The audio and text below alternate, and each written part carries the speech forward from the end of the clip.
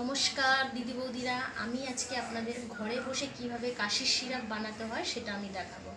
কাশির সিরাপ বানানোর কারণটা হচ্ছে একেতেই প্রচণ্ড গরম, তার মধ্যে একেতেই প্রচণ্ড রোদ উঠছে, আবার বৃষ্টি হচ্ছে, যার জন্য ওয়েদারটা পুরো খারাপ।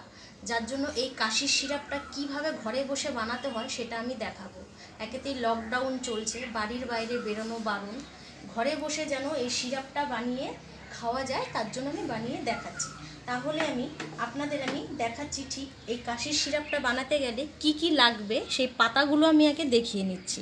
পাতাগুলো হচ্ছে এই যে ছোট পাতাগুলো দেখুন, এটা হচ্ছে তুলসী পাতা, আর এই পাতাটা দেখুন এটা হচ্ছে রাম তুলসী পাতা, আর এই পাতাটা দেখুন এই পাতাটা হচ্ছে বাসক পাতা, আর এটা দেখুন গোলমরিচের কিছুটা গোলমরিচ নিয়ে নিয়েছি পরিমাণ মতন, কিছুটা আদা নিয়ে নিয়েছি পরিমাণ মতন।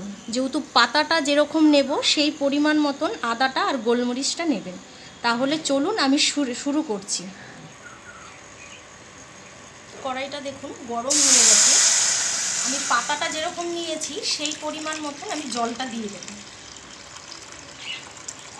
এতটা জল আমি পরিমাণ মতন দিয়ে দিলাম।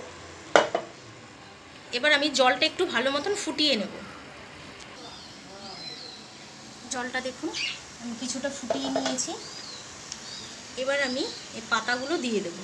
তুলসী পাতাটা দিয়ে দিলাম, এই রাম তুলসী পাতাটা দিয়ে দিলাম, আদাটা দিয়ে দিচ্ছি, গোলমরিচগুলো দিয়ে দিচ্ছি, বাসক পাতাটাও দিয়ে দিলাম।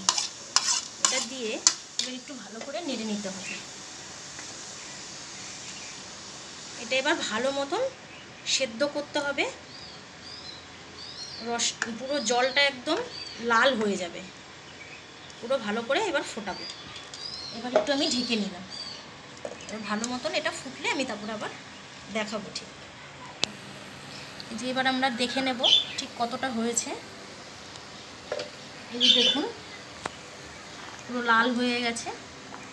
লাল হয়ে গেলে এটা নামিয়ে নেবেন। এবার আমি এটা নামিয়ে নেব। এই যে দেখুন আমি একটা জগের মধ্যে একটা ছাঁকনি রেখেছি। এবার আমি এটা রসটা এভাবে ছাঁকনির মধ্যে দিয়ে ছেঁকে নেব। যে দেখুন আমি একটু ছাঁকনির মধ্যে এগুলো দিয়ে একটু ভালো করে থেতো করে নিচ্ছি পাতাটা। আচ্ছা, এই রসটা যে করলাম এই রসটা কিন্তু 2 সপ্তাহ কি 3 সপ্তাহ রেখে খাওয়া যাবে, এর বেশি কিন্তু রাখা যাবে না। এর বেশি যদি রাখেন তাহলে কিন্তু এই পাতার গুণগুলো নষ্ট হয়ে যাবে। আপনারা রেগুলার দুবেলা খেতে পারেন। আপনারা 3-4 দিন খেলেই বুঝতে পারবেন যে এটা কতটা উপকারী। আপনারা রেগুলার সকালবেলা চায়ের বদলে এটা 1 কাপ আপনারা খেতে পারেন। ওই যে দেখুন সিরাপটা হয়ে গেছে একদম সহজভাবে। এটা আপনারা একদম হাতের সামনেই পেয়ে যাবেন এই পাতাগুলো। তাহলে আপনাদের যদি ভালো লাগে আপনারা আরও 10 জনকে শেয়ার করে দিন যেন এটা শিখতে পারে। অনেকেই এইটা জানে না যে এইভাবে যে সিরাপ করা যায়। আপনারা অবশ্যই 10 জনকে শেয়ার করে দিন যেন এটা নিজেরা করে এটা খেতে পারে। ভালো লাগলে লাইক করুন বা শেয়ার করুন। ধন্যবাদ।